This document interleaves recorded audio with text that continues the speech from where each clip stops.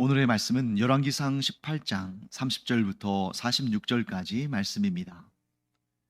엘리야가 모든 백성을 향하여 이르되 내게로 가까이 오라. 백성이 다 그에게 가까이 가매 그가 무너진 여호와의 제단을 수축하되 야곱의 아들들의 지파의 수요를 따라 엘리야가 돌 12개를 취하니 이 야곱은 옛적에 여호와의 말씀이 임하여 이르시기를 내 이름을 이스라엘이라 하리라 하신 자더라.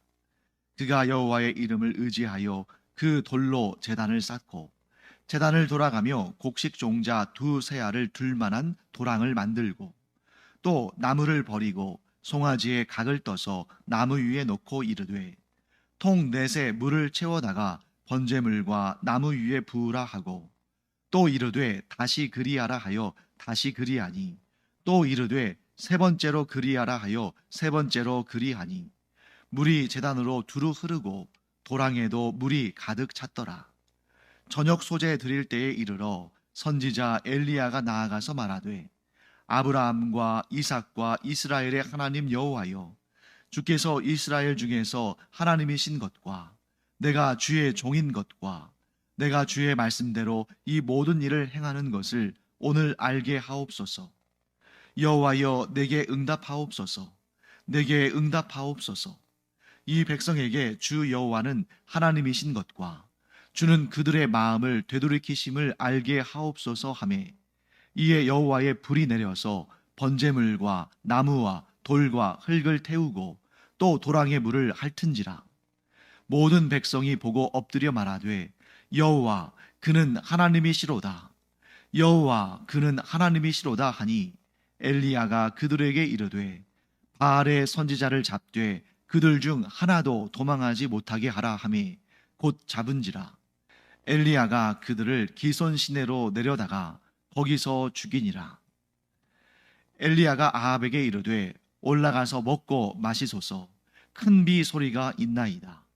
아합이 먹고 마시러 올라가니라. 엘리야가 갈멜산 꼭대기로 올라가서 땅에 꿇어 엎드려 그의 얼굴을 무릎 사이에 넣고 그의 사환에게 이르되 올라가 바다 쪽을 바라보라. 그가 올라가 바라보고 말하되 아무것도 없나이다. 이르되 7번까지 다시 가라. 7번째 이르러서는 그가 말하되 바다에서 사람의 손만한 작은 구름이 일어나나이다. 이르되 올라가 아합에게 말하기를 비에 막히지 아니하도록 마차를 갖추고 내려가소서 하라 하니라. 조금 후에 구름과 바람이 일어나서 하늘이 캄캄해지며 큰 비가 내리는지라. 아합이 마차를 타고 이스라엘로 가니 여호와의 능력이 엘리야에게 임하매 그가 허리를 동이고 이스라엘로 들어가는 곳까지 아합 앞에서 달려갔더라. 자, 이제 어제 우리가 이 엘리야와 바알 선지자들 사이에 이 제단의 어느 쪽에 불이 떨어지나 하는 것을 두고 서로 경합하는 그 내용의 앞부분을 보았습니다. 그런데 그 앞부분의 결론은 뭐였죠? 제9시. 그 제9시라는 시간이 소제 드리는 시간이고 이스라엘 백성들이 오후에 기도를 드리는 시간입니다. 그 시간까지 바알 선지자들이 만들어 놓은 그 제단에 불이 떨어졌습니까? 떨어지지 않았습니까? 떨어지지 않았어요. 바알 신은 아무런 응답도 하지 않았습니다. 심지어 그들이 몸을 자해하고 자기 몸에서 피를 흘리면서 그렇게 하면 바알 신이 더 급하게 서둘러 응답할 거라고 그들 스스로는 그렇게 생각하고 그런 행위를 했습니다만 아무 반응이 없었죠. 그리고 이제 오늘 우리가 읽은 본문은 엘리야 차례입니다. 자, 엘리야가 어떻게 합니까? 30절 말씀 볼까요? 엘리야가 일단 모든 백성을 향하여 이르되 내게로 가까이 오라 이렇게 말했죠. 내게로 가까이 오라. 자, 왜 내게로 가까이 오라고 했을까요? 지금 여기에 나오는 이스라엘 백성들은 증인이에요. 어떤 증인입니까? 바알 선지자 450명과 엘리야 사이에서 어느 쪽에 제단에 불이 떨어짐으로 어느 쪽이 진짜 신인가, 바알인가, 여호와 하나님이신가, 그것을 지금 판단하고 그것을 지금 바라보고 있는 그 증인들이죠. 내게로 오라고 말합니다. 그래서 그 백성들이 엘리야에게로 갑니다. 가까이 갑니다. 그때 그가, 여기서 그가는 엘리야죠. 엘리야가 여호와의 제단을 수축하되, 31절, 야곱의 아들들의 지파의 수요를 따라 엘리야가 돌 12개를 취하니, 이렇게 되어 있습니다. 자, 여기에서 우리가 몇 가지 중요한 사실을 알 수가 있어요. 첫째, 엘리야가 단을 새롭게 만든 것이 아니라 어떻게 한 거예요? 여호와의 제단을 수축했다고 되어 있어요. 수축한다는 것은 뭐냐면 무너진 것을 다시 세우다, 이런 뜻이에요. 그래서 그가 무너진 여호와의 제단을 수축하되, 이렇게 되어 있는데, 그러면 여기에서 우리가 알 수 있는 정보는 뭡니까? 북이스라엘 땅에도 여호와의 제단이 있었다는 것입니까? 없었다는 것입니까? 있었다는 거예요. 여호와 하나님을 섬기는 사람들도 있었고, 여호와 하나님께 제사를 드리는 제단도 있었다는 겁니다. 그래서 우리가 이 앞서 오바댜에 대해서 공부했잖아요. 이세벨이 여호와 하나님을 섬기는 그 선지자들 100명을 선지자들을 다 죽이려고 할 때 이 오바댜가 그 중에 100명을 50씩 해서 두 때로 나눠서 숨겨두고 그들에게 음식을 공급해서 그들이 죽지 않도록 보호하지 않았습니까? 그리고 여러분, 이제 나중에도 우리가 봅니다만 엘리야가 이런 놀라운 영적 승리를 거둔 다음에 급격히 그 이세벨이 자기를 죽인다는 말을 듣고 급격히 그가 우울감에 빠져서 도망을 칠 때, 그때 그가 자기를 죽여달라고 하나님께 막 매달리잖아요. 나 혼자만 남았다. 여호와 하나님을 경외하는 자가 이 땅에 나 혼자만 남았다, 이렇게 하소연했는데, 그때 하나님께서 이 땅에 여호와를 경외하는 자, 곧 남은 자 몇 명을 남겨두셨다고 말씀하십니까? 7,000명. 그러니까 이 땅에 분명히 여호와 하나님을 경외하는 사람들이 있었고, 그들이 여호와 하나님을 경배하는 무엇이 있던 거예요? 여호와의 제단이 있었던 것입니다. 자, 그런데 이 제단이 왜 무너졌을까요? 여호와 하나님을 섬기는 자들은 여전히 있지만 엘리야도 있고 다른 선지자들도 있고 또 남은 자 7,000명이 있고 한데, 왜 이 제단이 무너졌냐면 이세벨과 아합이 하나님을 경외하는 자들을 다 죽이려고 했잖아요. 그런데 그 사람들만 죽이려고 한 것이 아니라 여호와의 제단도 무너뜨렸겠죠. 그런데 감히 그 누구도 이 무너진 여호와의 제단을 수축할 생각을 하지 못하고 있는 것입니다. 왜 못할까요? 죽으니까. 죽게 됐으니까. 그나마 그런 일을 할 수 있는 사람들도 다 지금 숨어 있죠. 자, 그렇기 때문에 지금 엘리야가 여기에서 무너진 여호와의 제단을 수축했다는 것은 목숨을 걸고 이 일을 하고 있는 것입니다. 그리고 아마 우리가 또 이렇게 추론할 수가 있습니다. 그러면 북이스라엘에 있는 여호와의 제단은 어떤 재료로 어떻게 만들어졌을까? 자, 오늘 본문에서 여러분들이 힌트를 얻는다면 무엇을 재료로 만들었겠습니까? 돌을. 누가 했던 전통을 따라서? 야곱의 전통을 따라서. 야곱이 베델에서 천사들이 하늘에서 땅으로 오르락내리락 하는 것을 본 다음에 그곳에 무엇을 가지고 제단을 쌓았습니까? 돌베개를 가지고 제단을 쌓았죠. 그 야곱의 신앙을 따라서 돌로 제단을 만든 것입니다. 자, 이 부분에 있어서는 지금 남유다 왕국에 있는 예루살렘 성전의 제단과는 차이가 있죠. 예루살렘 성전의 제단은 뭘로 만들어졌습니까? 노수로 만들어졌어요. 노수로. 자, 어느 쪽이 더 비싼 재료일까요? 당연히 노시겠죠. 노스는 구리와 아연의 합금이라서 그 당시에 굉장히 비싼 가격이었고, 그러니까 솔로몬이 여호와의 성전을 만들 때 가장 귀한 재료들을 가지고 만든 겁니다. 그러면 놋보다는 더 비싼 게 뭐가 있어요? 놋보다는 은이 더 비싸고 은보다는 금이 더 비싸잖아요. 그런데 왜 노수로 만들었을까요? 금으로 안 만들고? 은과 금은 녹는 점이 낮아서 불 태워서 짐승의 제사를 태워서 하나님께 드릴 때 다 녹아버리겠죠. 그러니까 놋과 같이 불에 강한 그런 금속을 가지고, 합금이죠. 그런 합금을 가지고 제단을 만든 것입니다. 자, 그렇게 해서 지금 엘리야가 여호와의 제단을 수축하는데 돌을 몇 개를 사용합니까? 12개. 그 12개는 뭘 의미합니까? 이스라엘의 12지파. 여기에도 의미가 담겨 있죠.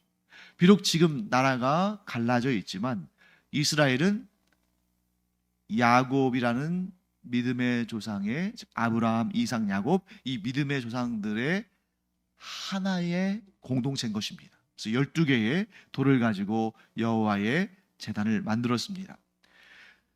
자, 여기에서 우리가 오늘날 그러면 이 엘리야가 수축한 여호와의 제단을 가지고 우리가 오늘날 뭐 지금 우리하고는 별로 상관없는 일처럼 보이잖아요. 그런데 오늘날 우리와 어떤 관련이 있을까? 이 말씀이 지금부터 약 한 2800년 전 역사인데 오늘날 우리와 어떤 관련이 있을까? 사랑하는 성도 여러분, 우리는 본래 우리의 본질이 여호와의 제단이 다 무너져 있는 상태였어요. 왜 그렇습니까? 우리는 죄의 문제로부터 해결받지 못했던 그런 사람들이었으니까. 자, 사람이 하나님께로 나아가지 못하는 이유는 무엇 때문입니까? 자기의 정성이 부족해서입니까? 아니면 자기의 힘이 모자라서 그렇습니까? 아니죠. 죄 때문이죠. 본질적으로 죄의 문제를 해결받지 못한 모든 사람은 여호와의 제단이 무너진 상태다. 아담 이후의 모든 사람들은 이 여호와의 제단이 무너진 상태로 태어나는 거죠. 왜? 원죄가 있으니까. 그런데 이 무너진 제단을 바로 세우기 위해서, 즉 수축하기 위해서 이 땅에 오신 분이 누굽니까? 예수 그리스도라는 거죠. 예수 그리스도께서 우리의 무너진 여호와의 제단을 수축하시기 위해서 뭘 내놓으셨습니까? 자기의 영원한 생명을 내어놓으셨죠. 자, 엘리야가 이 북이스라엘 땅에 무너진 여호와의 제단을 수축하기 위해서 뭘 내놓은 거예요? 목숨을 내놓았어요.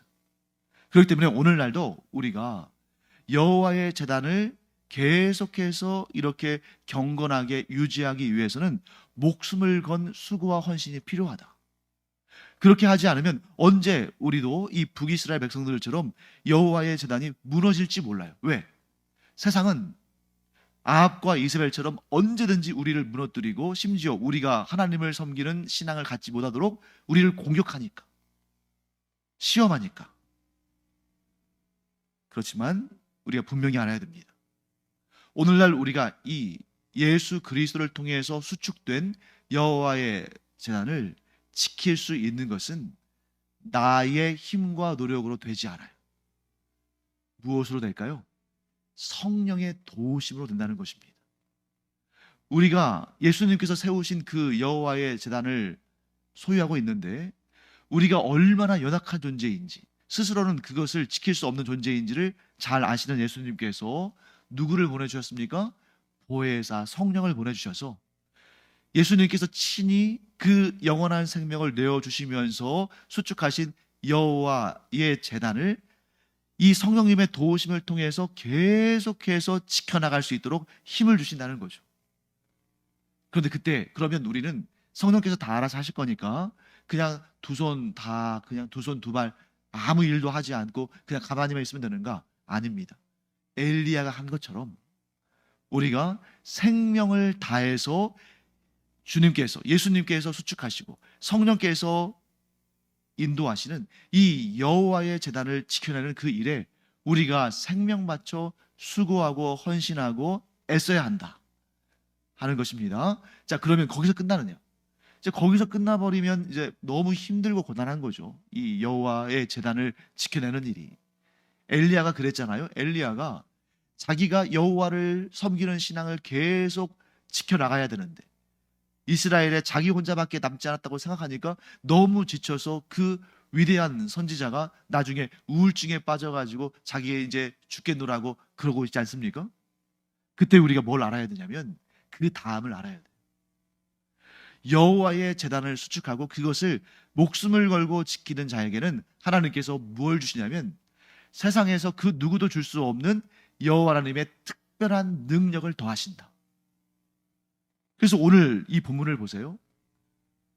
어떻게 사람이 이럴 수 있을까 싶은 놀라운 일들이 일어나잖아요. 엘리야의 그 삶을 통해서 하나님은 하나님만을 섬기는 삶의 제단을 수축하고 그것을 지켜내는 자에게 기적적인 능력을 주신다.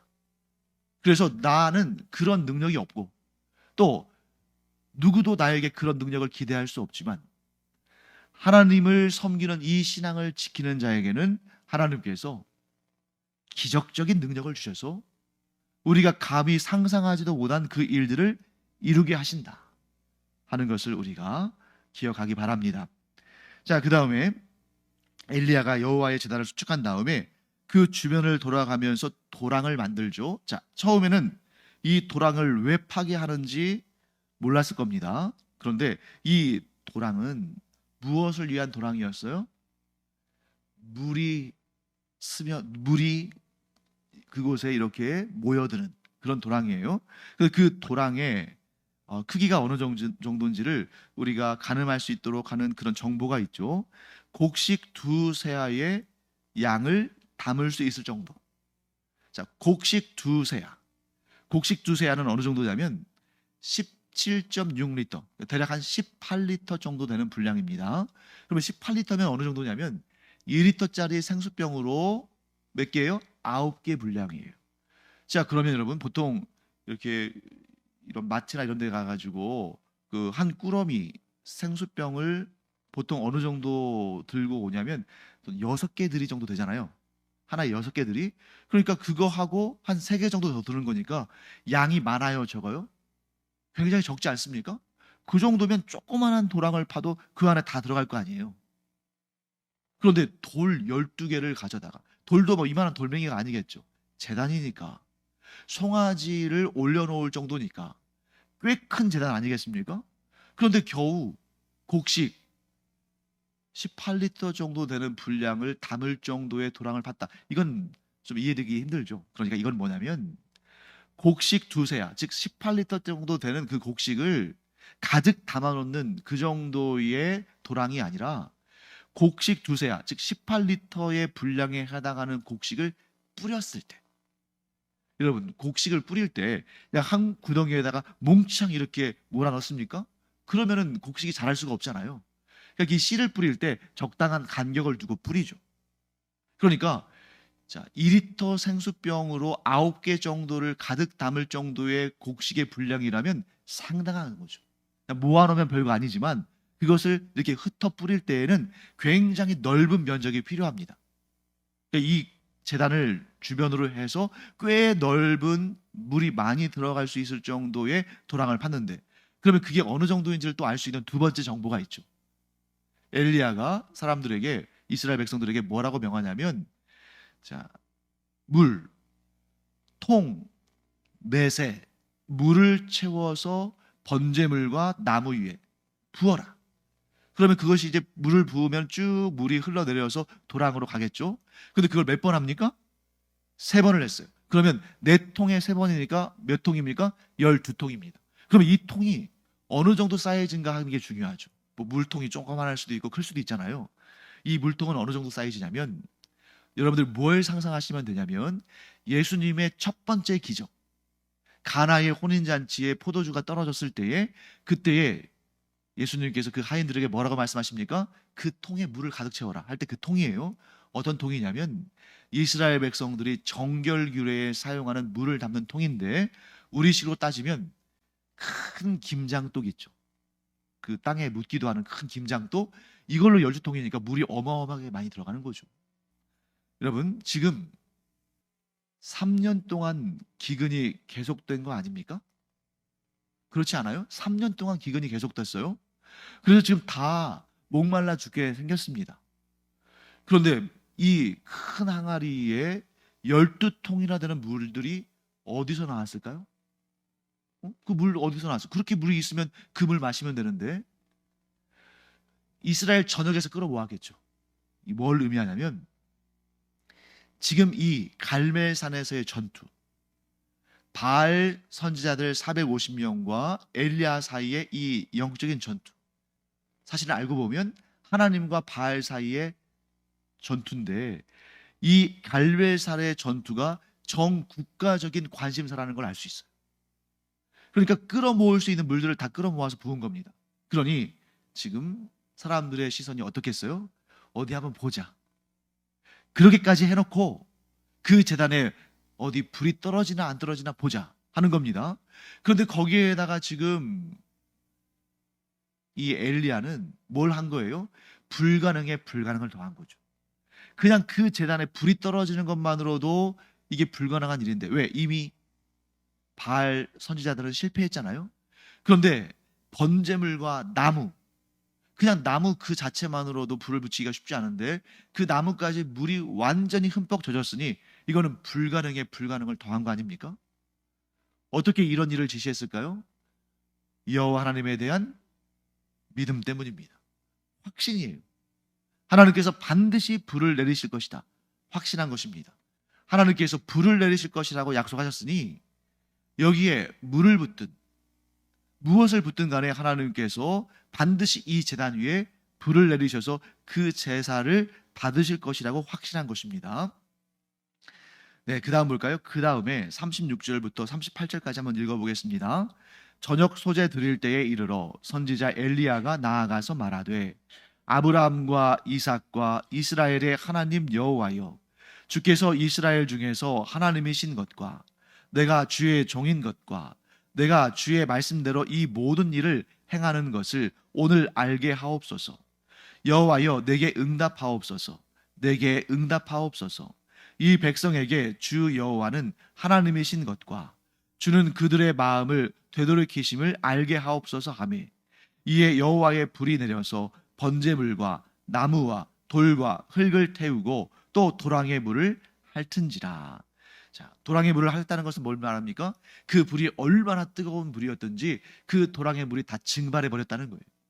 자, 여러분, 여기에서 우리가 아주 중요한 부분을 보게 되죠. 여호와 하나님께서 엘리야에게 이런 일들을 하라고 말씀하셨습니다. 그런데 엘리야도 사람이기 때문에 어땠을까요? 마음을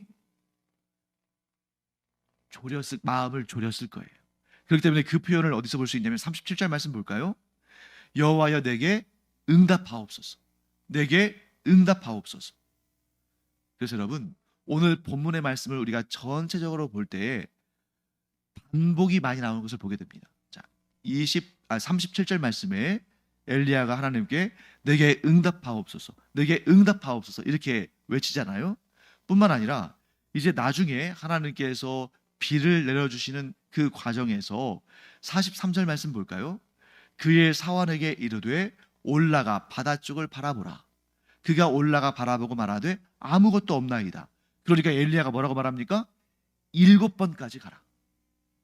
자, 내게 응답하옵소서, 내게 응답하옵소서. 본문에 나와 있는 것은 2번 나와 있지만 2번으로 그치진 않았을 것 같아요. 계속 응답을 구했을 겁니다.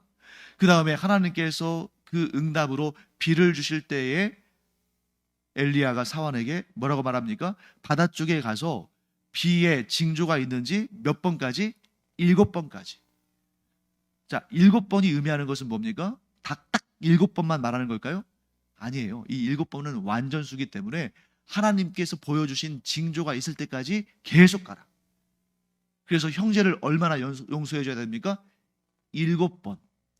70번을 7번까지, 혹은 7번을 70번까지. 그 표현이 뭐냐면 끝까지, 이런 뜻이에요. 끝까지. 그러니까 여기에서 7번까지 가라는 얘기는 뭡니까? 하나님께서 징조를 보여주실 때까지 계속 끝까지 그 징조를 볼 때까지 가라. 이렇게 말하는 것이죠. 여기에서 우리가 이러한 내용을 또 깨닫게 됩니다. 하나님께서 역사하실 것을 분명히 믿지만 우리의 입장에서는 끝까지 기도하고 간구하고 응답을 구할 필요가 있다. 하나님께서 말씀하셨다고 해서 하나님께서 말씀하셨으니까 되겠지 하고 그치는 것이 아니라, 물론 그렇게 하는 것도 대단한 믿음입니다만 사람에게서는 완전함이 없잖아요. 사람의 믿음이 완벽할 수는 없거든요. 그러니까 지금 하나님께서 불을 내려주신다고 약속을 하셨지만 불을 내려주지 않으시면 어떻게 됩니까? 일단은 엘리야 자신이 죽게 되겠죠. 그런데 엘리야는 그 죽음보다 더 끔찍한 일을 이거라고 생각합니다. 이게 뭐겠어요? 이스라엘 백성들이 지금 증인으로 있는데 하나님께서 불을 내려주지 않으시면 하나님께서 이스라엘의 하나님이라고 그들이 인정하지 않을 것이고 앞으로도 계속해서 바알신을 섬기는 그런 신앙을 가지면서 살지 않겠습니까? 이게 엘리야 입장에서는 너무 힘든 일인 거예요.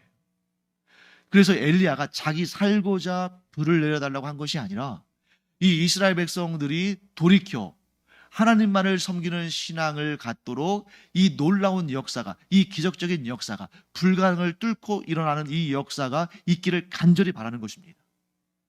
그래서 여러분, 우리가 간절히 기도하고 반복하여 기도하는 것은 하나님을 믿지 못해서가 아니라 하나님의 영광을 위해서 이 일이 이루어지기를 간절히 사모하는 것에서부터 시작되는 것입니다. 하나님께서 이루실 것을 믿어요. 그런데 이 일이 속히 지금 일어나기를 간절히 바라는 것은 하나님의 하나님 되심이 선포되기를 간절히 원하는 그런 마음 때문입니다.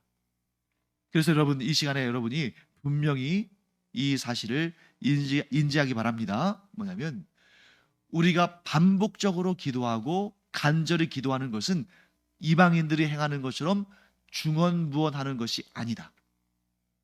우리가 무엇인가를 두고 간절히 기도하고 우리가 무엇인가를 두고 반복적으로 기도하는 것은 하나님을 신뢰하지만 그 일이 지금 이 순간 속히 이루어짐으로 말미암아 하나님의 하나님 되심이 선포되어지기를 바라는, 그래서 그 응답으로 말미암아 나뿐만 아니라 내 주변 사람들도 하나님께서 하나님이심을 그들이 알고 하나님께 영광 올려드리고 그들도 하나님을 섬기는 신앙으로 나아오게 되기를 간절히 바라는 그런 마음에서다 하는 것을 꼭 기억하시기 바랍니다.